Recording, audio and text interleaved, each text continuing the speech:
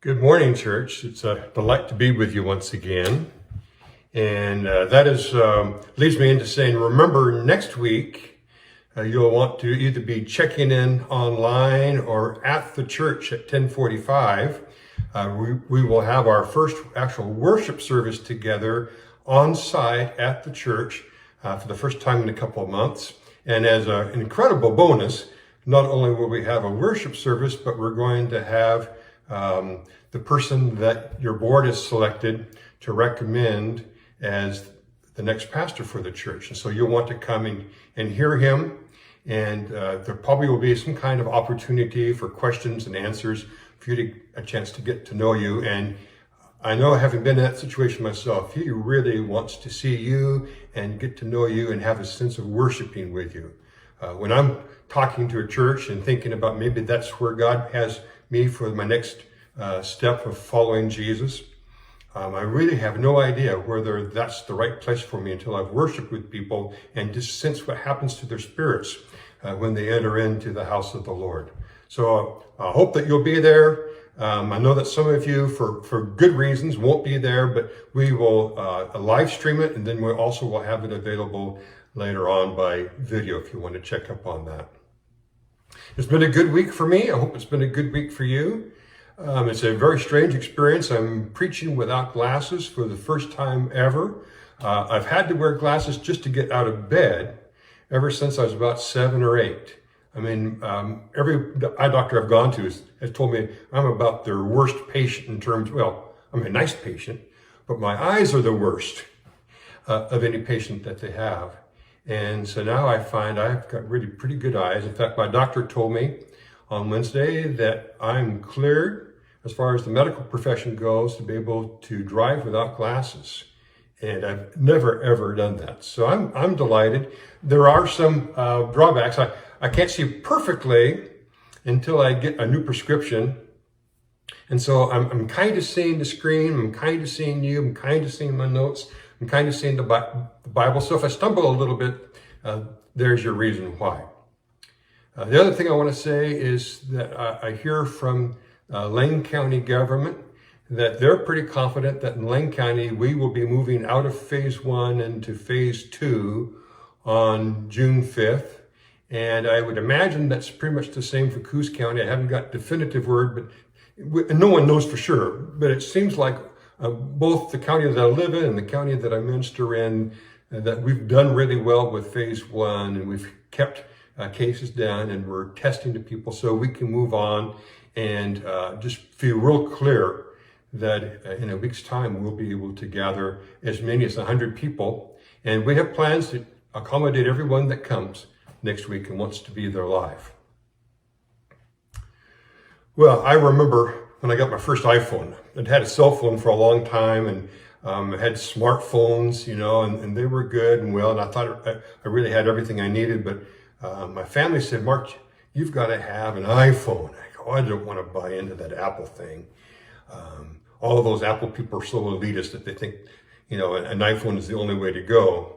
Well, I got an iPhone, and almost immediately I go, yeah, this is the only way to go. I love my iPhone and just the way that it works. Now, if you're a Samsung guy, that's fine. I love you too. But I love my iPhone. And I remember one of the things I loved about it was, in addition to how everything is, and it is intuitive except for the things that aren't, was the sound. I could listen to my music, and I had my earphones on, and it was just great sound. And so after I'd had my iPhone for about a week, I got up early in the morning, and it was a rainy day, and I wanted to take my walk. And so I went down to the mall, and I was walking through the mall, and I was listening to my music and just enjoying it. Well, kind of enjoying it, because what I found was, as I walked through the mall, I was hearing really 2 streams of music at the same time. And I couldn't figure out why. It took me about 5 or 10 minutes to figure out, I was hearing my music, but I also was hearing that, I think I call it Muzak, the kind of background music that the mall pipes in so you feel good about buying stuff. And it's always there when you're in the mall. There's always that music being piped in. It's working to manipulate your mood. And I say that outright, and I don't know if it's a bad thing. I just know that the malls wouldn't pay to have that music if they didn't think it made a difference in how much you spent while you're there. Well, anyway, I think about that because I think in our lives that there's a background track playing in our brains that's playing continuously. Some people call it self-talk. I'm calling it Muzak, or the soundtrack. The soundtrack that's continuously going in our mind. And I'm thinking this morning about the part of that soundtrack that's always going in the back of our mind that tells us if we're worth anything, what our value is, our self-worth. And that soundtrack is playing, for instance, the voice of our parents. I mean, our parents may have been dead for 40 years, but we still hear that soundtrack saying, you'll never amount to anything. You're nothing but a troublemaker. A lot of us, that's what we hear. Maybe you hear good things. God bless you. You had great parents. But even great parents, what we tend to remember is the bad stuff they say. That soundtrack replays the voices of our childhood friends saying, ew, you stink. Or, man, you're so stupid. Why are you so clumsy? We hear those voices from our childhood friends, and they continuously speak to us about who we are.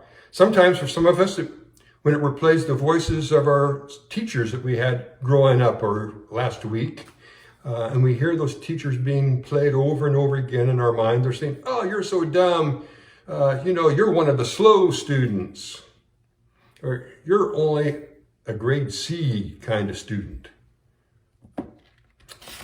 We hear those things. And the most negative voice that you hear in the back of your mind is your own voice. There's evaluations that you've made that you play over and over again that aren't really true, but sure are negative. I'm so ugly. Why can't I do anything right? No one would ever love me. I was working at a college church. I was the pastor of the church that took care of the folks in the college. And one of the new students came to my office for counseling several times, and she was in our Sunday school class that we had for college students. Oh, we had a great time with that class. But Lisa was kind of a special project because she had so much potential, but she was just flaming out every which direction. She was an alcoholic. I remember the night when she knocked on my door at 3 o'clock with 3 of her other drunk friends, and they wanted to know how to get back to campus. She was sleeping around with just about every guy on campus. Even though she was a smart student, her grades were really poor. And she came to me because she wanted to change, and she just couldn't find how to do it. And as we're talking one day, she says, I guess my father was right. And my ears picked up. That soundtrack going in the back of her mind. She's still hearing her father. She said, my father called me a drunk and a slut. And she says, I really wasn't in high school. I was a good kid. But look how I turned out. Just the way my father would say I would turn out. So this is where I want to read scripture, because I'm going to a place to say you have a choice. You can listen to all those negative voices, your own voice and your parents' voice and your teacher's voice and your classmates' voice and whoever voice that you happened to see on Facebook this morning before you turned on the video. You can listen to those voices, or you can listen to the voice of God. And I'm going to challenge you, of course, to listen to the voice of God, and especially as it comes to us in Psalm 139. The 139th Psalm is so great and so rich and so many good things for us. But I want to look especially at verses 13 to 17. By the way, these are the verses that kind of the bedrock of our church's opposition to abortion. When you think about what this passage says about what God thinks of the unborn child, you just think, why would we ever want to take that precious life? But here we are, Psalm 139, verse 13. Then we'll go through 17. For God, you created my inmost being. You knit me together in my mother's womb. I praise you because I am fearfully and wonderfully made. Your works are wonderful. I know that full well. My frame was not hidden from you when I was made in the secret place, when I was woven together in the depths of the earth. Your eyes saw my unformed body. All the days that were ordained for me were written in your book before one of them came to be. How precious to me are your thoughts, O God. How vast is the sum of them. Oh God, would you make these words real in our heart? And would you allow these words to overwhelm all the other voices? May the voice of God be what drives the kind of person we are and the kind of feeling we have about ourselves and the way we treat those around us. Well, I love the poetry. And it's easy to memorize it. I don't have it 100%, but I've got it 99% memorized. And by the way, one way of making this really the verse of your life or a powerful part of it is to memorize it and just say it to yourself over and over again. But in order to really dig deep into it, I went to the original language. When the psalmist was writing this psalm, they were writing in the Hebrew language. And so I looked at some of the Hebrew words to see what they mean and how they can impact us today in the way that we look at ourselves and look at our world. And so I looked at the first word, which is fearfully. I praise you because I am fearfully made. And we have a problem with the idea of fear in the Old Testament. It's used in some very strange ways. But as I looked up the word, I go, oh, that's not so bad. We can understand that. It's the Hebrew word yar, and it means fear or reverence. So it's the fear of the Lord in some other places, which means reverence for God. Fear is reverence. It's talking about worship. Fear, you can almost always, in the Old Testament, you can almost always substitute the word worship in. So now it doesn't say that God was afraid. We weren't fearfully made and God said, oh boy, I hope this turns out. I'm afraid it might not. No. That's not what it's saying. It's saying that God made us as an act of worship.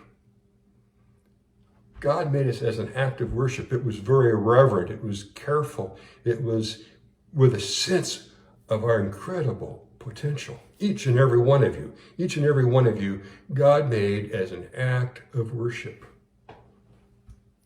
Well, verse 14 goes on to say, I praise you because I'm fearfully made. I am fearfully and wonderfully made. Fearfully and wonderfully made.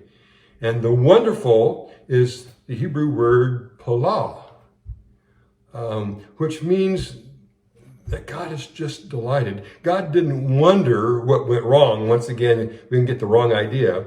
But it means that when God looked at us, we had surpassed God's highest expectations. It wasn't that we kind of came in at the sub-level or, meets